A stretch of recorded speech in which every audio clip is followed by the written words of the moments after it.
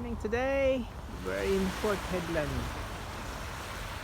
We're exploring the coastal here in Fort Hedland. It's not windy today.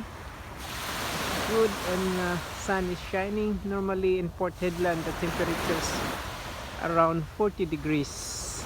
And yeah, that's the normal life here. So the sun is shining. It's good.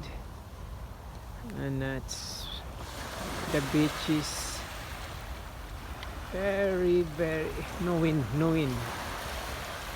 It's a good place to dig deeper. So yeah, just want to show you again the beauty here in Fort Hedland. So that's the place that we stay tonight. And then we're going to Karigini. Karigini is another great place to visit. It's all on nature's part there.